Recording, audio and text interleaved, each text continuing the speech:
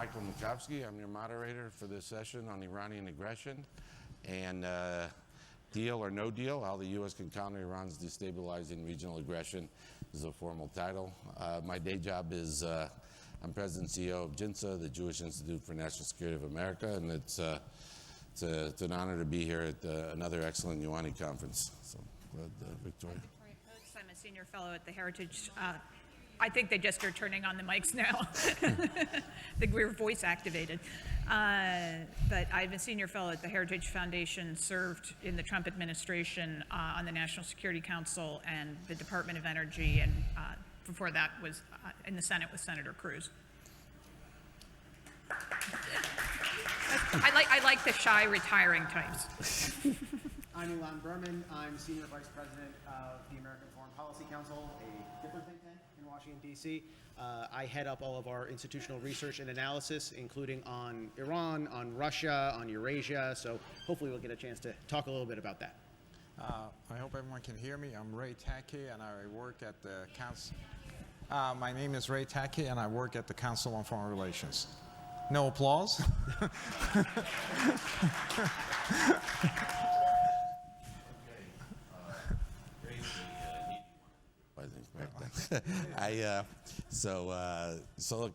Look, thanks again for joining us, and want to just thank again Mark Wallace, Senator Lieberman, the rest of the UANI leadership for hosting really another excellent panel. I'm going to start off about a question look, the Biden administration has claimed that that a nuclear deal would actually lessen conflict and aggression in the region. Now, I hope Mark pardons this organizational plug, but my organization's actually done a little research on this, and the fact is that some colleagues of mine have determined that during the 3.5 years that the JCPOA, the Iran nuclear deal, 2015, of course, the Joint Comprehensive Plan of Action, for 3.5 years that it was in effect, Iran and its proxies attacked the U.S. and its regional partners more than 3 times as often as it did preceding the 2015 deal, and that since President Biden took office and began the negotiations for a revised deal, Iranian aggression has nearly doubled compared to the second half of the President Trump's term. Now, that's what we do, and I wonder, when I turn to my right here, Victoria, you were Deputy National Security Advisor in the Trump administration. What was your sense about when President Trump withdrew in 2018? A lot of people were warning against it. How did you see what was going on the ground? No, you could almost see a one-to-one correlation of the dollars we were shutting off in terms of ending their oil exports and taking them basically down to zero, and what they were spending with on regional aggression. So the notion that the maximum pressure campaign was somehow a failure is by people who can't add or subtract, because we actually had reports in the New York Times from the spring of 2019, for a year after that all started, of Hezbollah operatives, of course being interviewed by the New York Times, saying that the golden days are gone and will never come again because we are out of money. And, we worked on that, and it's important to talk about this now, because if we're going to take Russia offline energy-wise, the excuse people give you for that is we can't do it, prices will go through the roof. Well, do you remember the price spike from the summer of 18 and into 19? No, because there wasn't one. Because we worked very closely, particularly with our Saudi and Emirati partners, to say, what are China's legitimate needs? Where can we get the barrels that can go to the right refineries? I mean, none of this is glamorous, but you can do it. And there was barely a blip. And China actually thanked us, which was sort of amazing. And they said, they're still cheating. I mean, we know they are. But they said, you really did make sure there was enough supply on the market. So that can be done. It did crush the Iranian economy. And really, I mean, we unfortunately ran out of runway, but I think that is the recipe, if you want to deal with them, to get them to the table under terms that are favorable to you. Ilan, do you have any? No, I want to sort of talk for a second about the flip side of that, because what you have with regard to Iranian money is a situation where the potential benefits of the second deal, just like the dividends of the first deal, of the original 2015 deal, are so potentially transformative that you could presage the idea that Iran is going to expand its malign activities in the region, right? We've seen this movie before. In 2015, right, there was an idea, a premise that President Obama was trying out. The premise was that we will rehabilitate Iran, we will give Iran, in exchange for promises of delay, not derailment of their nuclear program, but delay, we will give Iran money, and the money will have a civilizing effect. The money will turn Iran into a responsible stakeholder. It turned out that that wasn't the case. In fact, Iran has consistently, historically, chosen guns over butter for its population. And what happened in 2015 was you saw this massive influx of cash, and the numbers are soft, right? So people differ as to exactly how much money it was, but huge sums, transformative sums, sums equivalent to a quarter of the Iranian annual economy. To the point where the Iranians were not forced to make hard choices. They could pay for everything. And as a result, you saw this massive Iranian regional expansion. You saw this swelling of the Iranian defense budget. You saw greater subsidies for groups like Hezbollah and Hamas and Shiite militias in Iraq. And this is a movie that we've seen already. And so, the old saw is that if you fool me once, shame on you. Fool me twice, shame on me. And so when I hear that we are considering a shorter and weaker deal that actually intends to provide the same amount, if not more, financial dividends to the Iranians, you could see this movie beginning to spin up all over again. And I'm very concerned that the transformative effects of 2015 we're going to see again if this deal ever sees the light of day. It's not going to have a moderating effect on the Iranian regime if history is any judge. Ray, you've been long an expert on the Iranian issues. What have you seen? I think I agree with both Victoria and Ilan. I hope people can hear me. What I would add to what they suggested is that during the maximum strategy of pressure years, Iran, the regime actually weakened at home. The Islamic Republic today has an ideology that it believes in, but not too many other people do. It lacks constituency. Actually, in some way, the Islamic Republic today is a massive welfare state with patronage networks and so forth. So during the time when it was under that kind of economic pressure, the regime weakened and its sources of strength attenuated. And you saw during that period in 2017 and 19, two of the most consequential protest movements yet. The current one is unfolding, and we'll know more about it as it unfolds. But those were important protest movements because it was a revolt of the poor. And the Islamic Republic has always suggested that the poor and the working class are its essential constituents. It's in whose name the revolution was waged. And to lose that remaining pillar of support is extremely dangerous, not just because the regime is further isolated, but it relies on conscript forces to repress those who are culturally familiar to them.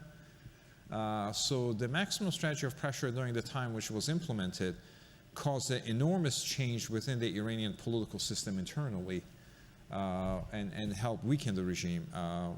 In that sense, in addition to the regional the conversation that was had, I think that was an important contribution as well.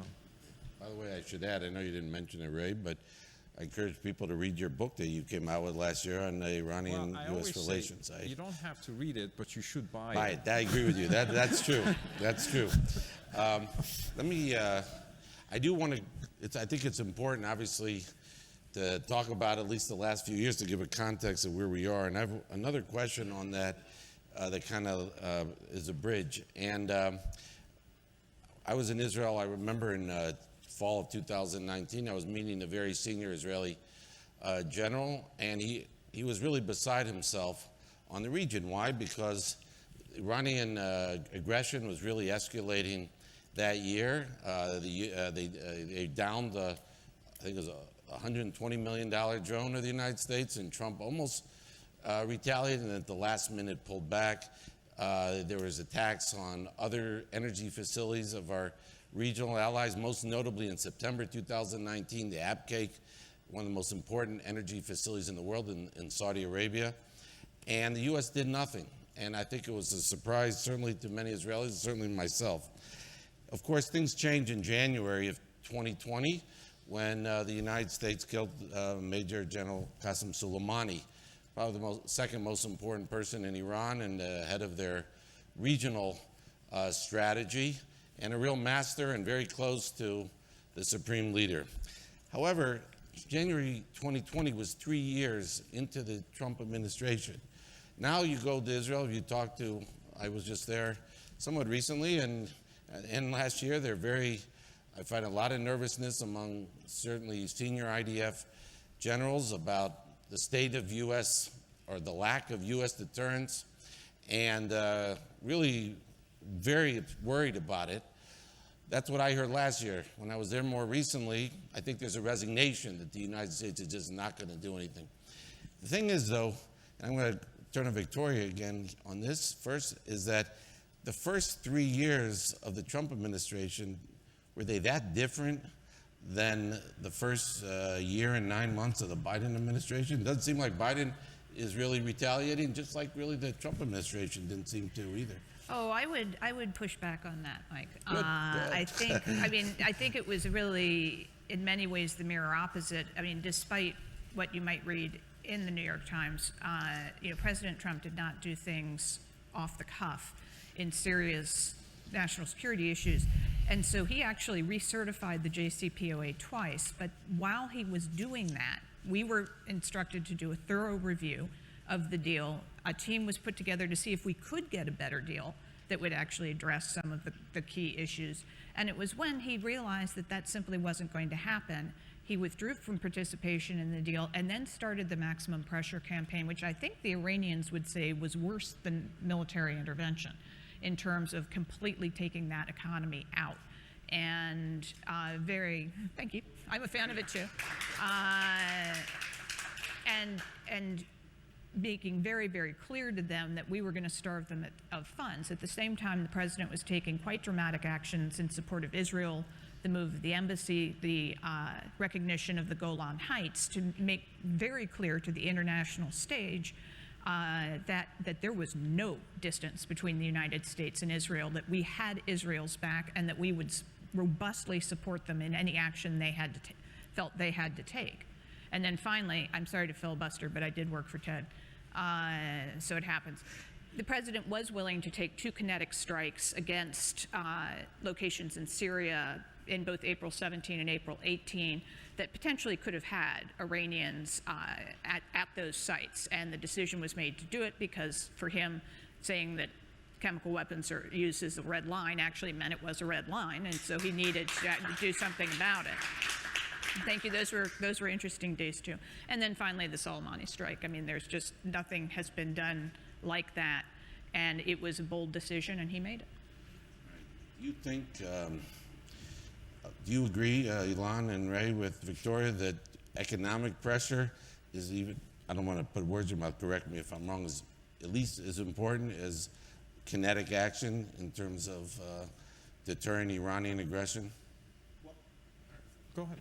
So I don't know that it's an either-or proposition. I mean, one of the problems that I see is, and we heard from Ambassador Erdan just earlier, right? The problem that we have is that we have a disconnected policy. We have a policy that embraces economic pressure to the exclusion of a credible military option. Now we have a policy that doesn't even impose meaningful economic pressure and doesn't think about a military option. This is, by the way, why I think the Suleimani Strike was so important, because the Suleimani Strike conveyed. The Suleimani Strike conveyed the unmistakable impression that there was nobody in the Iranian system that was too big to fail. My mic is on. Okay. There we go. We're learning. Thank you. We're learning. Yes, on the fly. We're educable. I don't think so. Yeah.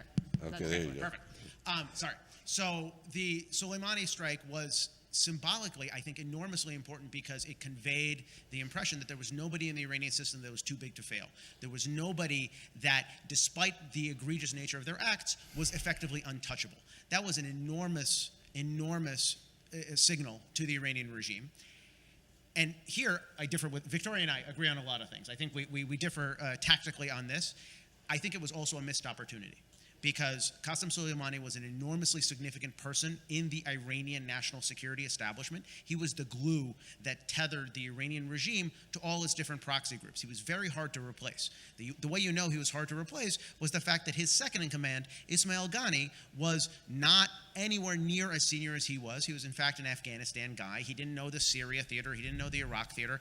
And for 8 to 12 months, there was this period where the Iranian regime appeared to be on the back foot in terms of organizing its, communicating, organizing, empowering, and emboldening its proxies. I saw the Suleimani killing as a very important moment, an inflection point in the way we thought about proxies. And I was hoping, I remain hopeful, but my hope was deferred.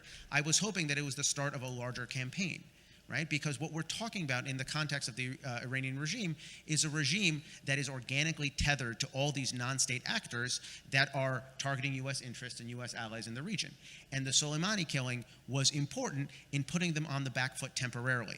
But a larger campaign, I think, is necessary to separate them from, for lack of a better term, from the mothership in a more lasting fashion. That didn't happen. That is, I think, one to grow on. Please. Yeah, sure. Go. I would say today, in terms of military deterrence, if you kind of observe what the Iranian regime is saying and talking about in their press commentaries and public addresses, they are not concerned about a possibility of a military confrontation with the United States. Ilan makes very important points, but there was that concern during the Trump era. There was an element of unpredictability. They couldn't kind of figure it out. The country that they're talking about in terms of military confrontation, potentially in a dramatic way, is Israel. And actually what they're saying is that is a military confrontation that is manageable. The United States is always something that once the confrontation starts between the United States and Iran, you know, you're on that proverbial tiger's back. It's difficult for you to dismount at the place of your choosing. So they are, at this point, what they're saying publicly, now if they're saying something privately adverse to that, I can't account for that. They seem to be confident that the military deterrence is no longer a factor, and the country that may be providing that military deterrence, Israel, does not have the capability to do damage that Iranians cannot contain and respond to effectively. Now that stems from two factors. Number one, whenever there's a daylight between the United States and Israel, that doesn't actually benefit the United States in the region. And also Mike Jinsa has done a lot of work on this. Whatever military capabilities Israelis require from the United States, and that debate, you have done a lot. You can speak about that more clearly than I can, where that is in terms of this discussion between the United States and Israel. Yeah, thanks. I want to follow up, but since you asked me that, I'll just add, yeah, I think we've done a lot of work in terms of what Israel needs on the, to help that their activity with Iran, or defend themselves against Iran, or to prepare for a major conflict with Iran, such as we've been talking about this for a number of years now, like the KC-46 air refueling tankers, giving them more precision-guided munitions, maybe also stockpiling more U.S. weaponry there. There's actually a U.S. stockpile in Israel since the early 1980s, but whatever's there now is completely worthless. So we've talked about things like that, and I appreciate it. I think that's very important for the Israelis. But you're right, Ray, because it's the Israelis on the ground that have been doing that. And also, I think we just saw in recent days, there have been reports of, because of repeated Israeli attacks on certain locations in Syria, that the Russians have asked the Iranians and some of their proxies to relocate. Now, whether they actually are redeploying within the country or whether they're going to leave, I don't know yet. I saw Victoria, you just smiled, but you have a comment about that, those reports on that? Oh, no, I was actually just thinking about the fact that we need to keep a very strong eye on Syria in coming weeks. If the Russians are in a very bad spot in Ukraine, they may have to do a lot of reorienting, and it could be a huge opportunity for the United States, and I like that. This is clearly the Israeli, since you brought up Ray, and I was going to follow up on this, it seems to be clearly the Israeli strategy, or one element of it, is to put enough pressure on Assad that he or then the Russians try to press the Iranians to get out of certain locations because they can't rebuild, and the Russians don't like it if the Israelis are going to attack certain facilities that are too close to where they are or where they have stockpile weapons. Ray, what do you think about? No, as I was saying to the point that you were making, Mike, excuse me, if you are the Biden administration, having a better relationship with Israel at mill-to-mill level actually enhances your leverage in the prospective negotiations that you're involved in. So it would be to their benefit. Now, my understanding is at intelligence level cooperation institutionally is going well. Yeah. So everybody's happy with that. As Syria is going to be a bone of contention between Iran, Russia, and Assad regime, and Turkey. Because now as they look to the post-Civil War period, to the extent that they got there, they have different interests. The Iranians would like to colonize Syria and they like to expand their influence, and they would like President Assad to continue to expand his territorial gains. The Russians, for a variety of reasons, are more hesitant now in Syria because they have other theaters of operation. And the Turks are very involved in it. One of the things that the Iranians constantly complain about is that the Iranians were very instrumental in preserving the Assad regime, but the Turks are getting more of the contracts for the reconstruction.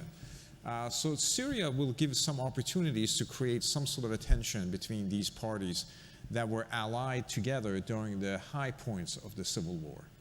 I want to come back to everyone on Turkey and Syria, but I just want to have one follow-up with you, Ray, on the issue of military strike. You said before that they don't fear the United States, the regime doesn't, but they feel the Israeli conflict or the action is manageable. I mean, it's an interesting phenomenon you see in recent months.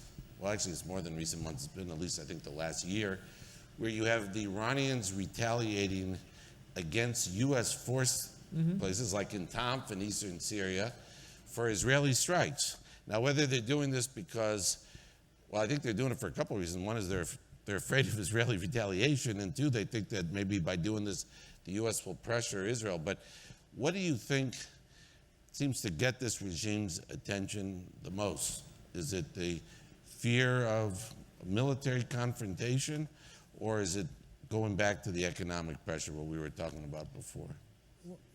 I mean, they're both important, I recognize, but what yeah, I would say what this regime fears the most today is its own population. That's the most immediate danger to the longevity of the regime. It's a regime that has very narrow support base. It has continuously purged its own political elites. And so the question you would have to ask is, given that severance of state and society, what is the role of international community in exacerbating that and further dividing the state and society? Economic pressure would be important. Military deterrence is important. I would just say the problem with the United States policy really since 2005 is we have had an arms control policy. And arms control has two particular assumptions. It has to. Assumption number one is that the party on the other side of the table is pragmatic. And assumption number two is that party can be a responsible stakeholder of the residual nuclear assets that are left after the agreement. Because we're not in disarmament business, we're in arms control business. Those are key assumptions of arms control with any regime, any adversarial regime. And the problem is, it's always wrong with ideological regimes. It was wrong with the Soviet Union, it was wrong with North Korea, it is wrong with Iran. I always say we are still living in a world that John Kerry created. We're still talking in our lexicon is still arms control. It's which year you put rotors and centrifuges. We are still in a way imprisoned in that particular environment, I think. What we ought to talk about, and I think Ambassador Haley referred to it, our problem is the regime. Ilan, you wanted to Finally. Now you got your applause, Ray. Yeah. I wanted to piggyback on that because I think what Ray said is critically important. And I think it's useful to sort of to put a little meat on the bones of what he said in terms of the numbers, right? Okay, so just walk with me here. Iran is a country of 85 million people. 2/3 of the population is 36 or younger.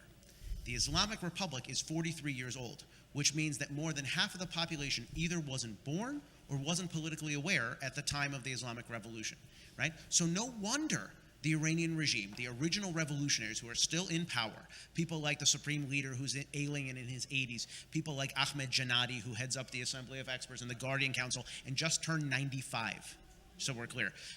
Those original revolutionaries, they're afraid of their young population, right? And this is why I think it's critically important to talk about in the context of the Iran nuclear deal, because we tend to be arms controllers. We tend to be process servers. We've worked on this file for so long that we think about more effective sanctions. We think about more effective pressure that we can apply. This is great, but it's not sufficient because the Iranian regime sees the nuclear program as an instrumentality. It's an insurance policy that can preserve this aging and unpopular regime in the face of a young, westward-looking, and discontented population, right? So the further they get along this line, the further they get towards nuclear status, the more their regime, in their eyes, is strengthened. So anything we can do to alter that equation, I think, is in our benefit and the benefit of our national security, but it's also in the benefit of the Iranian people. Yeah. Victoria, do you want to address what could we do on that, actually, a little more, you think? Well, I think, am I live? Okay. Yeah. I'm terrified. I think we can learn the lesson of 2009, which was in my mind, the just heartbreaking strategic failure of the Obama administration to take advantage of the Green Revolution. Ray was saying what the protests we saw in 17 and 19 were the revolution, or the protests of the poor people who were seeing their subsidies cut. And that was a very important development. But the thing with 2009 is it was the elites. It was the university educated, the major cities. And I think, that leadership could have, reached out to the broader population and not to pile on John Kerry, but he does seem to sort of ask for it. He had a op-ed in the New York Times. He was senator at the time, at the height of the Green Revolution, in which he praised Obama's strategic silence. That if Obama had spoken out in support of the Iranian people, they would have said it was the Americans who were creating the protests. Well, newsflash, they said it anyway. It doesn't matter and so you lost this opportunity to make clear that America is with you. And don't look now, we have major protests going on in Iran at the moment over a young Kurdish woman, I know she's been referenced a couple of times today, who was beaten to death for wearing the wrong pair of pants. And these protests are growing, silence out of the White House, silence out of the State Department. And they didn't walk out of Raisi's speech today. With Ambassador Gilad, have the pictures of his grandmother, somebody should have put up that picture of that young woman and walked out. So I think that it's a huge. It was a big miss in 2009. We can't afford to miss again.